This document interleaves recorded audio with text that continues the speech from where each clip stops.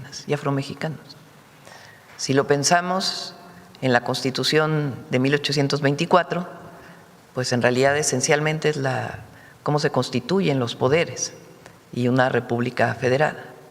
En 1857, aun y cuando Benito Juárez, indígena zapoteco, había o reconocía la discriminación, y por eso para él lo más importante era que todas y todos fuéramos iguales ante la ley, y por eso la reforma, la Constitución del 57 y las leyes de reforma.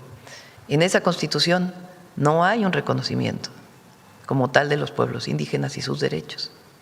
En la Constitución de 1917 se reconoce la propiedad comunal y ejidal, pero no hay un reconocimiento como pueblos indígenas. Es hasta 2024 que cambia la Constitución y por primera vez en toda la historia del México independiente hay un reconocimiento de los derechos plenos de los pueblos indígenas y afromexicanos.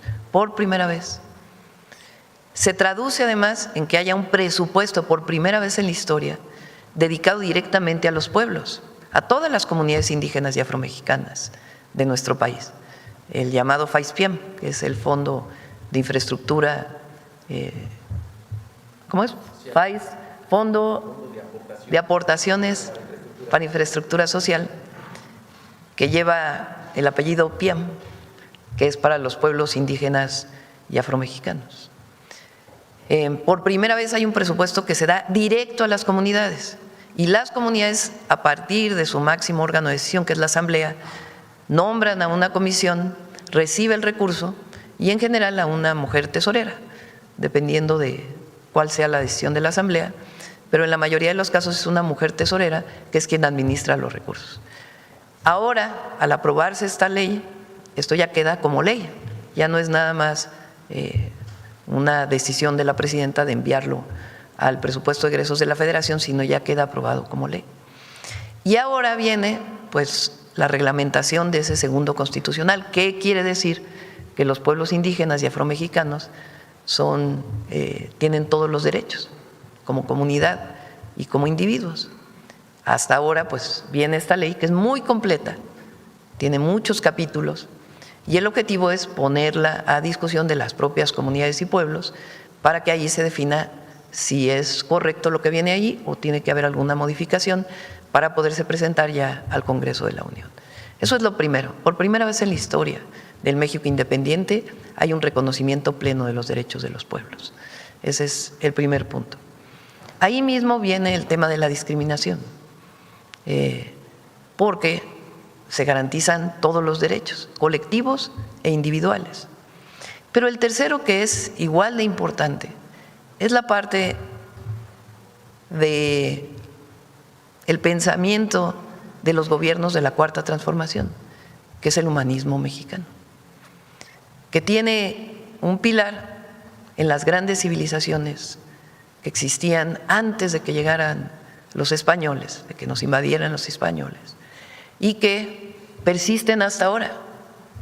Ahora que vino el rey de España, el jefe del Estado español, después del debate del perdón, que nosotros seguimos pensando que el perdón es lo mejor que pudiera haber, porque engrandece a los pueblos. Pero el rey dio un paso al hablar de los abusos de la conquista, y por eso el recibirlo aquí.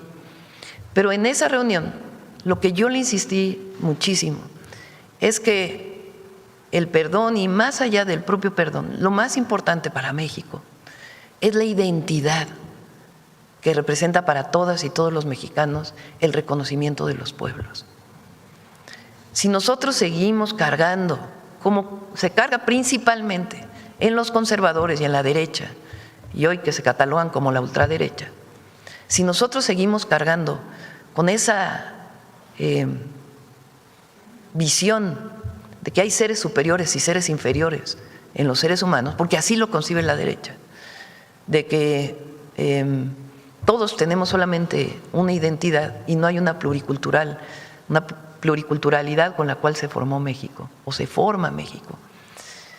Si nosotros seguimos pensando en una visión eurocentrista y no en la visión que viene desde antes, desde las grandes civilizaciones, y el reconocimiento del valor que los pueblos le han dado a la identidad en México, esta identidad colectiva y no individualizada, si no reconocemos eso, entonces vamos a seguir promoviendo el racismo y el clasismo.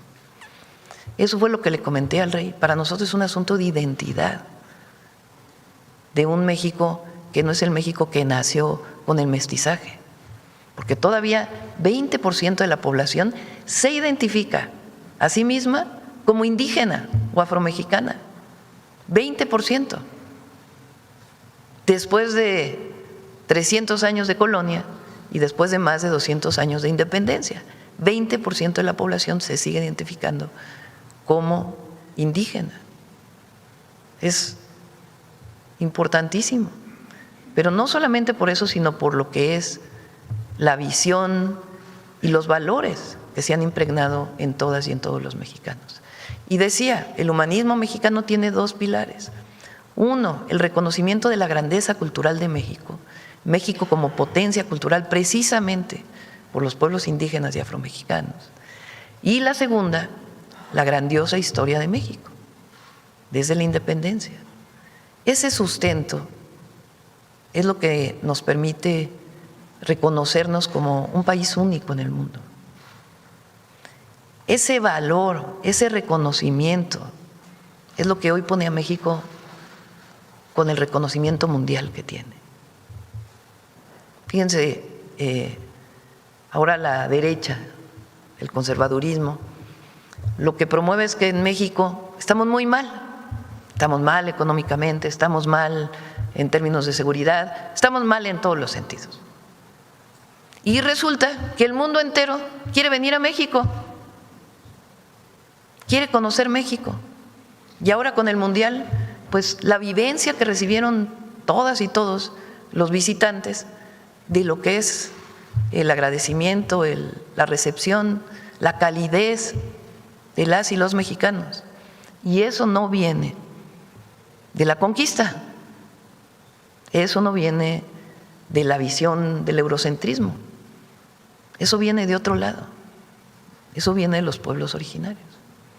Por eso siempre he dicho que todas las mexicanas y mexicanos, independientemente si nos reconocemos como indígenas o no, si ayer alguien se hizo mexicano porque recibió la nacionalidad, tiene una responsabilidad y es reconocer esos valores, esa pluriculturalidad que es parte de nuestra identidad.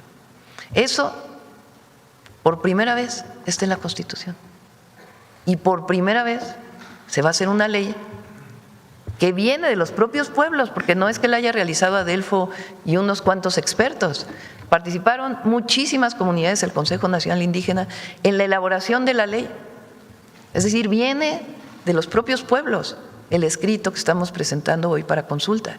Y una vez que fue escrita, que está reconocida, que se ha hecho todas las revisiones de que es constitucional, es decir, que no hay ninguna contradicción con la Constitución, al contrario, pues entonces ahora va a la consulta a todos los pueblos y comunidades.